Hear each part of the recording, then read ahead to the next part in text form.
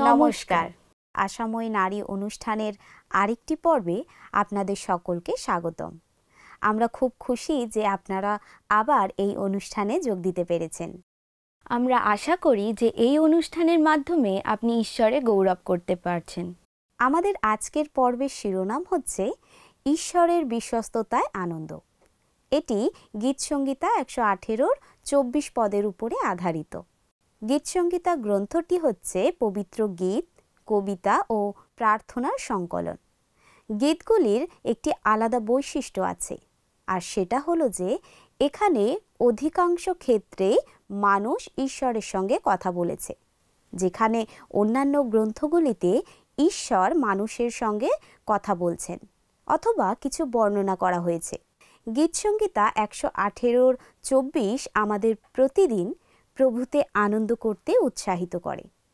আচ্ছা দিদি, আমরা প্রতিদিন কিভাবে প্রভুতে আনন্দ করব সেটা একটু বুঝিয়ে বলবে? নিশ্চয়ই। গীতসংগীতা ১১৮-র ২৪ বলে, অদ্য সদাপ্রভুর কৃত দিন, আমরা এই দিনে উল্লাস ও আনন্দ করিব। আপনারা হয়তো উপাসনার আরম্ভে এই পদের উপরে আধারিত আজকের এই দিন ঈশ্বর সৃষ্টি করেছেন স্তবগানটি শুনে থাকবেন। কিন্তু এটা কোন দিন যেটা প্রভু সৃষ্টি করেছেন, আর কেনই বা এই দিনে আমরা উল্লাস ও আনন্দ করব? যদিও গীতসংগীতার এই অংশ আমাদের উৎসাহ দেয় প্রতিদিন প্রভুতে আনন্দ করতে, এটি আনন্দ করার জন্য আগে দেওয়া কারণগুলির শেষ অংশ। একটু বুঝিয়ে বলবে প্লিজ? আমি তোমাকে এর প্রথমে আক্ষরিক অর্থ বলি, তারপর এই অধ্যায়ের পরিপ্রেক্ষিতে যে অর্থ হয় সেটা বলবো। এই পদটি আমাদের প্রতিদিন প্রভুতে আনন্দ করতে উৎসাহ দিয়েছে। পদটির সঙ্গে ফিলিপিও ৪ অধ্যায়ের ৪ পদে পৌল যা বলেছেন তার মিল আছে। তোমরা প্রভুতে সর্বদা আনন্দ করো। পুনরায় বলিব, আনন্দ করো।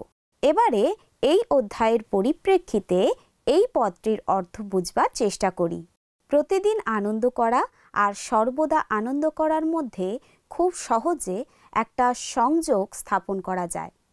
এই পদটি বিশেষ করে একটি নির্দিষ্ট দিনে ঈশ্বর কি স্থাপন করেছেন সেটা নির্দেশ করেছে। আমরা ঈশ্বরের অনুগ্রহের জন্য আনন্দ করি। একবার দেখুন গীতসংগীতা ১১৮-র ১ পদে কি লেখা আছে। সদাপ্রভুর স্তব করো, কেননা তিনি মঙ্গলময়, তাহার দয়া অনন্তকাল স্থায়ী।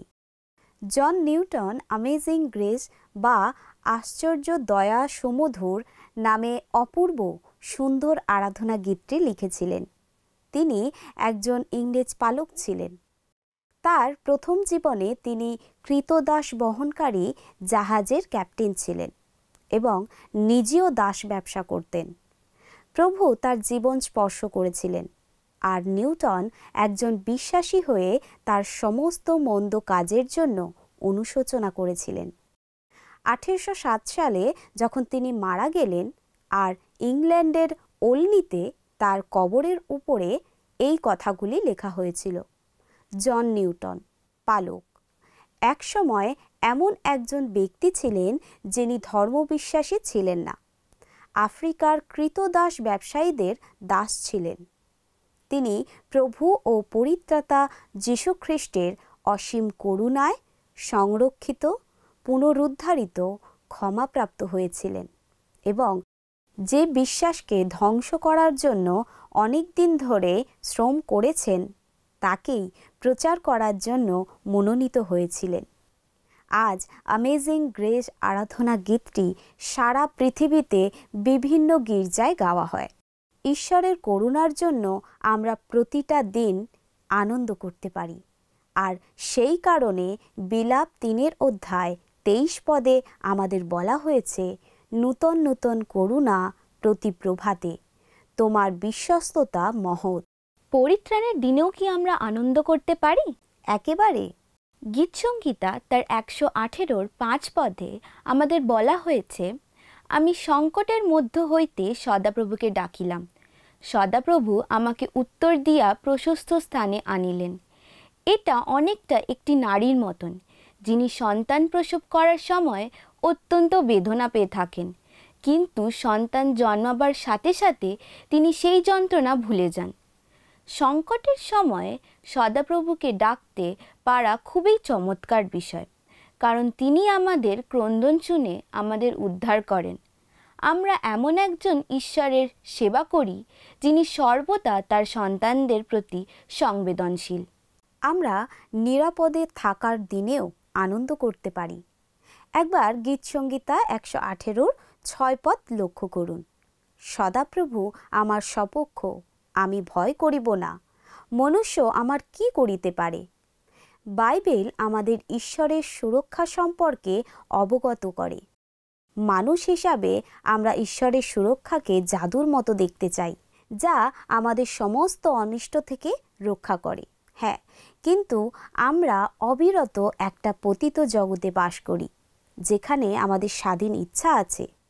ঈশ্বর অনেক সময় এমনভাবে কাজ করেন যা আমাদের বোধগম্যের বাইরে। কয়েক সময় ঈশ্বরের সুরক্ষা হতাশার মধ্যে শান্তি ও শক্তিরূপে নেমে আসে। আবার অন্য সময় ঈশ্বরের সুরক্ষা তার নিজের সময় অনুসারে সুড়ঙ্গের শেষ মাথায় যাওয়ার পর উপস্থিত হয়। ঈশ্বরে বিশ্বাসী হওয়ার জন্য আমরা তার সুরক্ষার বিষয়ে প্রতিশ্রুতিবদ্ধ, আর কোনো কিছুই তার কাছ থেকে আমাদের বিচ্ছিন্ন করতে পারে না। তাহলে আসুন আমরা সেই ঈশ্বরে আনন্দ করি, যিনি দিবারাত্র আমাদের উপরে দৃষ্টি রাখেন আর আমাদের রক্ষা করেন। আবার আমরা বিজয়ের দিনের জন্য আনন্দ করি। গীতসংহিতা 118-র 10 পদ আমাদের বলে, সমুদয় জাতি আমাকে ঘেরিয়াছে, সদাপ্রভুর নামে আমি তাহাদিগকে উচ্ছেদ করিব। ঈশ্বর আমাদের পক্ষে যুদ্ধ করেন। কোনো অমঙ্গল ঘটলে আমাদের উদ্বিগ্ন বা নিরুৎসাহিত হওয়ার প্রয়োজন নেই। পরিস্থিতি অপ্রতিরোধ্য হতে পারে, কিন্তু কোনো সময়ে ভুলে যাবেন না যে ঈশ্বর আমাদের সপক্ষ। কতবার আমাদের মনে হয় যে আমরা নিজেদের শক্তিতে লড়াই করতে পারবো, কিন্তু আমরা অকৃতকার্য হই। ঈশ্বর আমাদের যত্ন নেবার প্রতিজ্ঞা করেছেন, আর এই বিষয়ে ফিলিপিও তার 4 অধ্যায়ে 19 পদে পাই। আর তার সংকল্প আমাদের পক্ষে মঙ্গলজনক। এটা লেখা আছে জিরোমীয় 29 অধ্যায়ের 11 পদে। তিনি আমাদের অত্যাধিক প্রেম করেন, যা লেখা আছে রোমিও তার 8 অধ্যায়ের 37 থেকে 39 পদে। আমি গীতসংহিতা তার 118-র 14 পদে লক্ষ্য করেছি যে পরিত্রাণের দিনেও আমরা আনন্দ করতে পারি। পদটিতে লেখা আছে, সদাপ্রভু আমার বল ও গান, আর তিনি আমার পরিত্রাণ হইয়াছেন।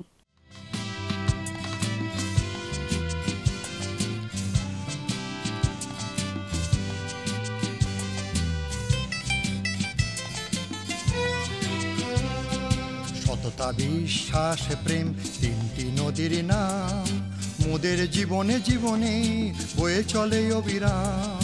সততা বিশ্বাস প্রেম 3টি নদীর নাম, মোদের জীবনে জীবনে বয়ে চলে অবিরাম। সততা বিশ্বাস প্রেম 3টি নদীর নাম।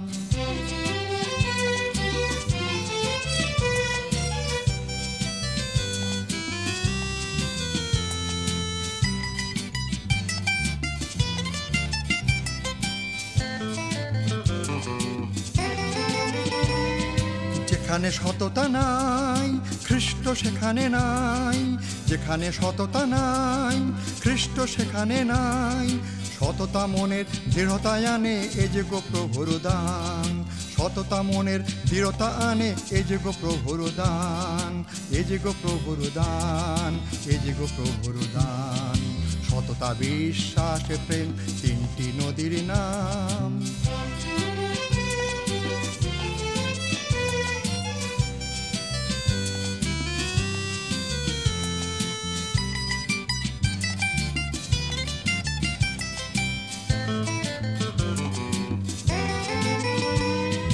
বিশ্বাসে অবিচল সে তো মনে পায় বল, যে বিশ্বাসে অবিচল সে তো মনে পায় বল। অবিশ্বাসী প্রভুকে দেয় দুঃখ অভিমান, অবিশ্বাসী প্রভুকে দেয় দুঃখ অভিমান, দুঃখ অভিমান, দুঃখ অভিমান, সততা বিশ্বাস প্রেম তিনটি নদীর নাম।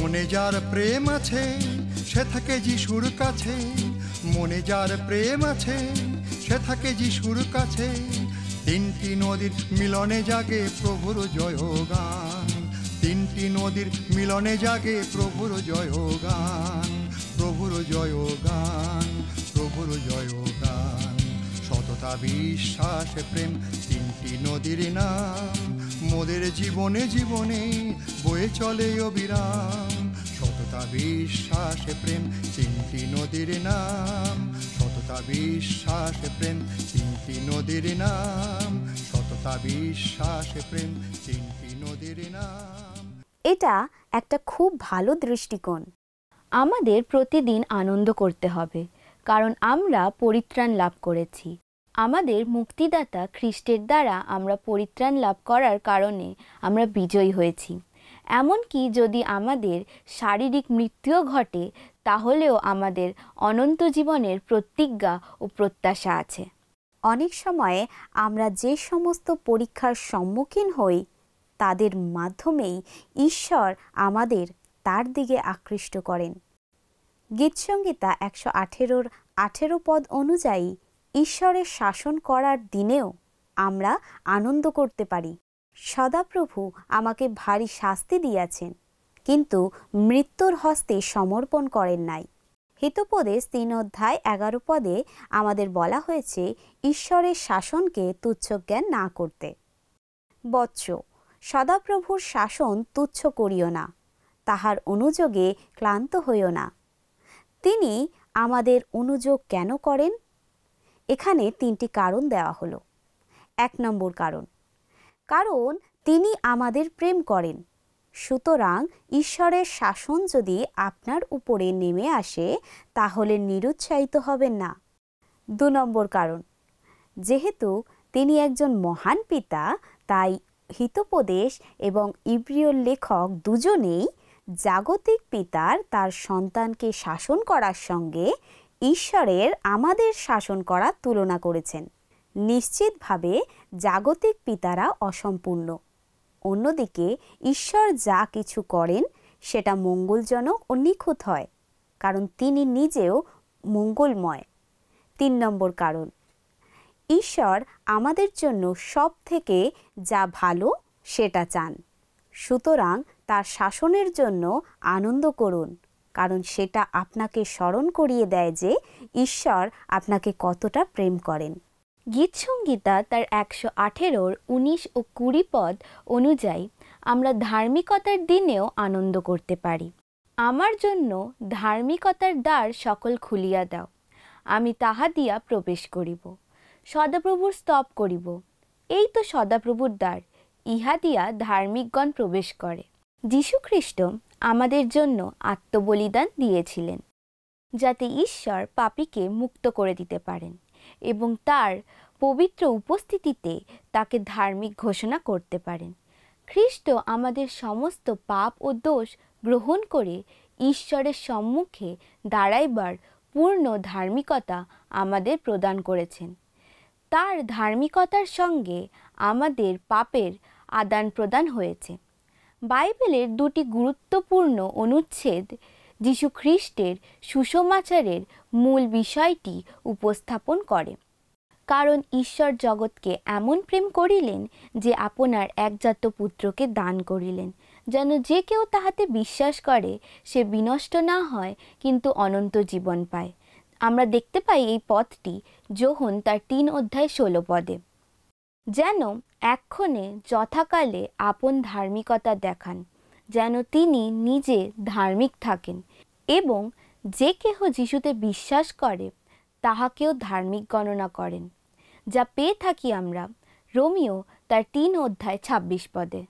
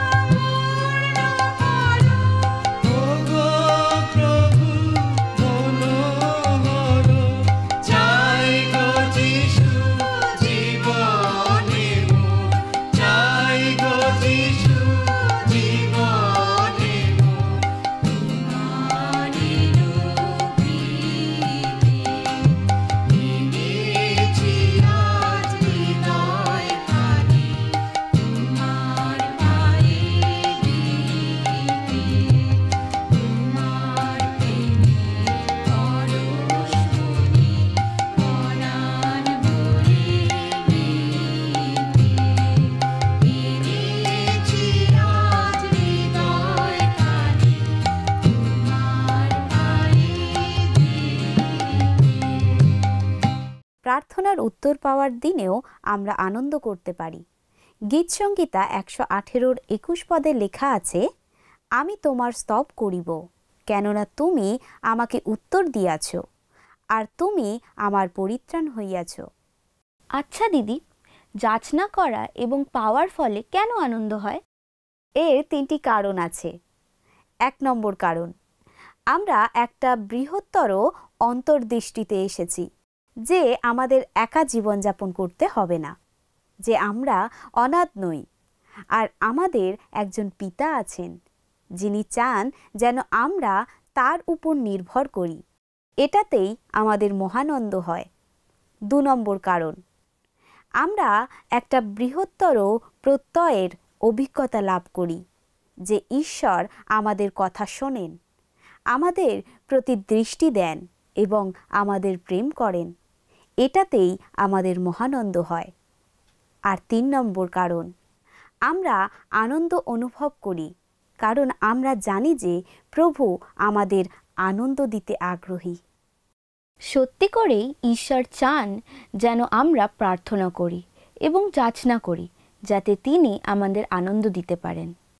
গীতসংহিতা 118-22-23 পদ আমরা পাঠ করি, গাথকেরা যে প্রস্তর অগ্রাহ্য করিয়াছে তাহা কোণের প্রধান প্রস্তর হইয়া উঠিল।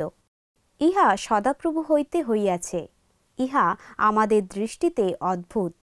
গাথকেরা যে প্রস্তর অগ্রাহ্য করিয়াছে তাহা কোণের প্রধান প্রস্তর হইয়া উঠিল।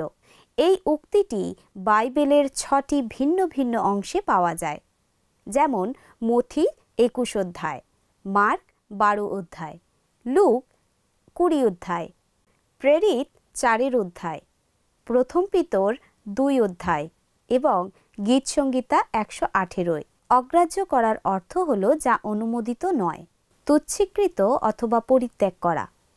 পবিত্র বাইবেলে সুসমাচারে দ্রাক্ষাক্ষেত্রের যে দৃষ্টান্ত কাহিনী পাওয়া যায়, তাতে দ্রাক্ষাক্ষেত্র হচ্ছে ইসরায়েল, গৃহকর্তা হচ্ছেন ঈশ্বর, দাসেরা হচ্ছেন ভাববাদীগণ এবং পুত্র হচ্ছেন যিশু। ঈশ্বর একের পর এক তার দাসদিগকে অর্থাৎ ভাববাদীগণকে প্রেরণ করেছিলেন, আর শেষ পর্যন্ত তিনি তার পুত্রকে প্রেরণ করলেন। ভাববাদীগণ প্রত্যাখ্যাত হয়েছিলেন, আর শেষ পর্যন্ত তারা ঈশ্বরের পুত্রকে মানে মসিহকে প্রত্যাখ্যান করেছিলেন। হ্যাঁ, আর তার জন্মলগ্ন থেকেই সেই প্রত্যাখ্যান শুরু হয়েছিল। আমার মনে হয় যিশু একটি প্রত্যাখ্যানের জীবনযাপন করেছিলেন। হ্যাঁ, তার জন্মলগ্ন থেকেই সেই প্রত্যাখ্যান শুরু হয়ে গিয়েছিল। যোহন তার 1 অধ্যায় 11 পদ বলে, তিনি নিজ অধিকারে আসিলেন, আর যাহারা তাহার নিজের, তাহারা তাহাকে গ্রহণ করিল না। তার ভাইরা আর তার পরিবার তাকে প্রত্যাখ্যান করেছিলেন। জনতা তাকে প্রত্যাখ্যান করে তাকে ছেড়ে চলে গিয়েছিলেন। যোহন তার 6 অধ্যায় 66 পদে বলেছেন, তাহার অনেক শিষ্য পিছাইয়া পড়িল, আর তাহার সঙ্গে যাতায়াত করিল না।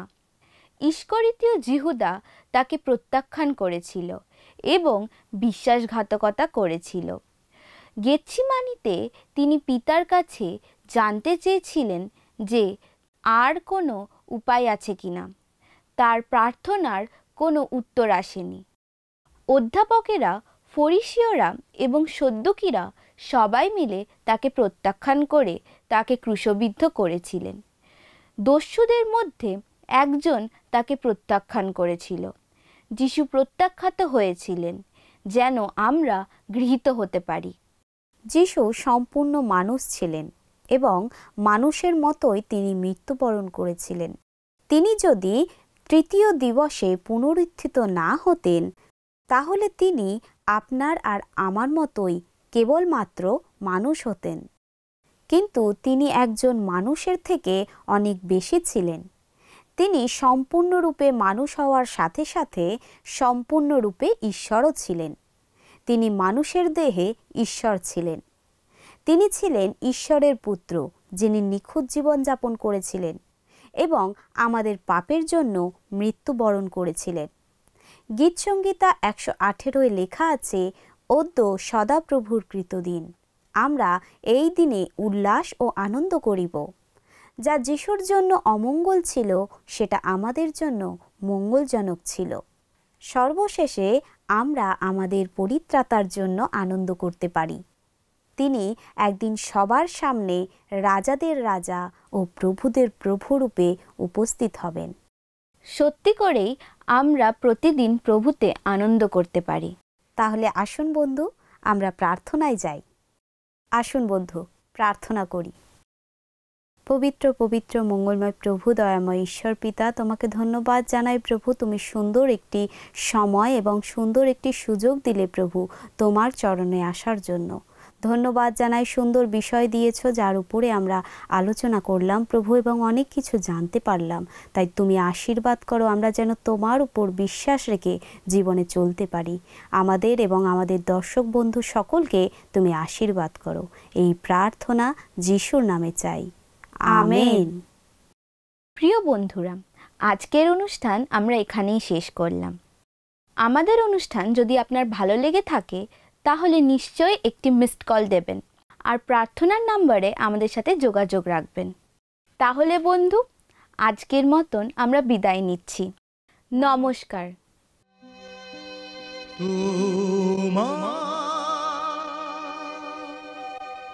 পথে আমি চলব, তুমি সত্য বলে জেনেছি, তোমার বাক্য আমি বলবো, তাই তো আমি এসেছি।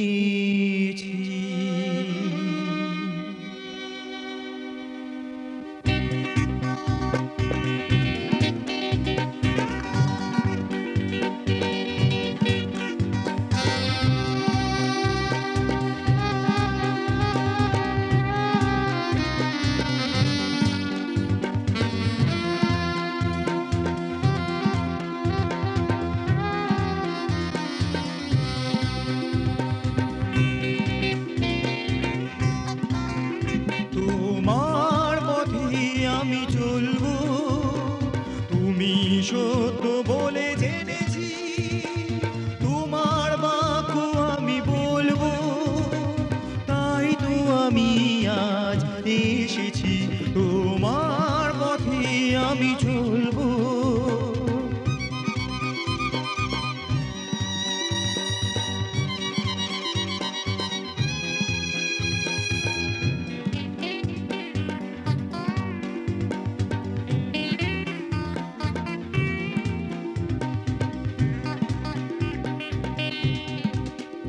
অসহায় পথে তুমি আমার বন্ধু যিশু দিশারি। অসহায় পথে তুমি আমার বন্ধু যিশু দিশারি। তুমি তো পথ সত্য জীবন, তুমি তো পথ সত্য জীবন, মুক্তির পথ মোরা পেয়েছি। তোমার পথে আমি চলবো,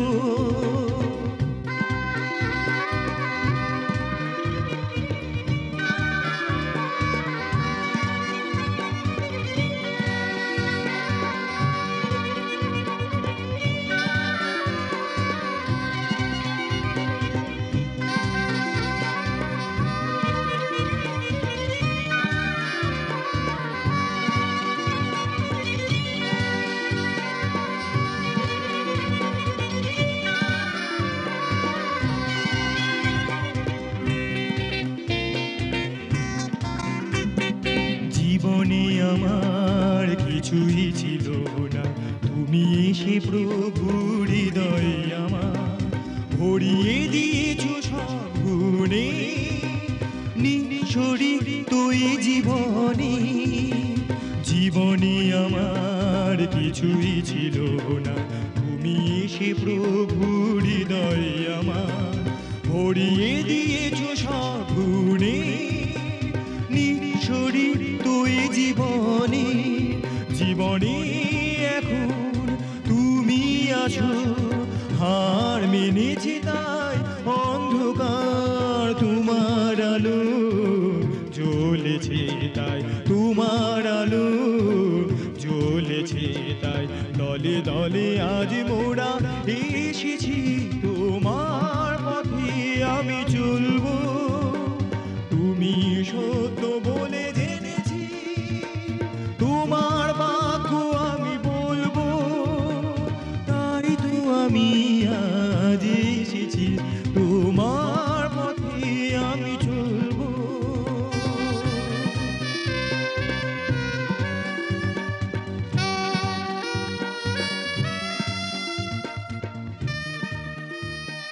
গত সপ্তাহের আমাদের বিজয়ী দর্শক বন্ধু হলেন কমলা মণ্ডল কলকাতা থেকে।